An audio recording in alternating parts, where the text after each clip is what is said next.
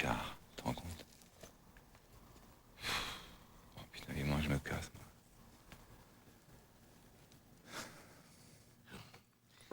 Hello.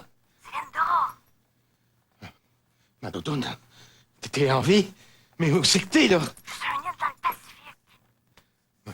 Comment ça, sur une île? Je pensais que t'étais sur la planète Mars, moi. Je pensais que t'avais été enlevé par les extraterrestres. Oui, mais ils m'ont emmené sur une île. On est toute une gang. Il y a Marilyn Monroe, Elvis Presley.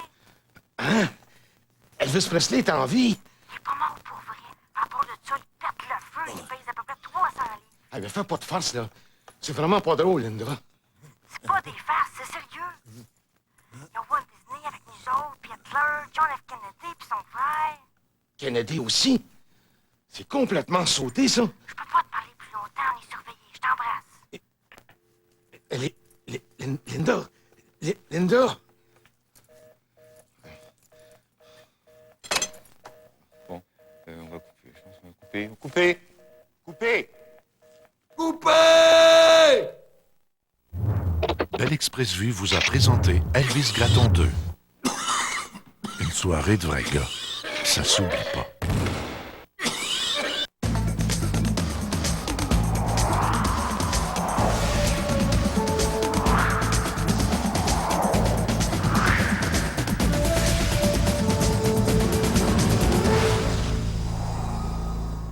Avec Pierre Bruno depuis 25 ans.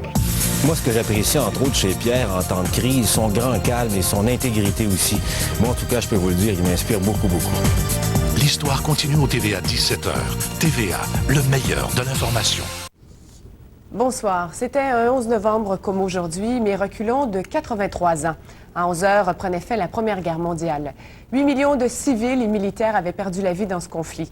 Il n'en fallait pas plus pour que des millions d'hommes et de femmes à travers le monde crient « Plus jamais la guerre ». De là est né le jour du souvenir. Mais depuis, malgré tout, bien du sang a coulé, même que triste hasard, il y a 2 mois, jour pour jour, des attentats étaient perpétrés contre le World Trade Center. Voici vos nouvelles de fin de soirée. Le dimanche 11 novembre, en manchette. C'est fait, Canada 3000 est officiellement en faillite. 11 novembre, une journée pour se souvenir des victimes de la guerre. C'est touchant, c'est triste. Ça a été vraiment épouvantable pour certains d'entre eux. Le conflit en Afghanistan fait sa première victime chez les journalistes.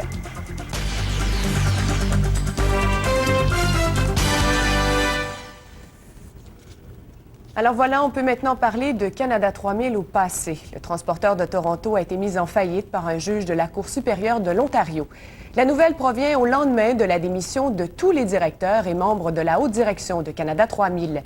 Le syndic Deloitte & Touche est chargé d'administrer les actifs de Canada 3000 sous la loi sur les arrangements avec les créanciers. Le transporteur a cessé toute activité dans la nuit de jeudi à vendredi en raison de ses difficultés financières. Canada 3000 n'a jamais donné suite à l'offre d'achat de Royal Aviation par son ancien président Michel Leblanc. La faillite du transporteur laisse 4 800 personnes sans emploi. 2 mois après les attentats terroristes du 11 septembre, on célébrait aujourd'hui le jour du souvenir un peu partout à travers la planète. Au pays, c'est à Ottawa que l'on a observé le plus important rassemblement. Plus de 15 000 personnes ont participé à la cérémonie honorant la mémoire des 114 000 victimes canadiennes des guerres dans le monde.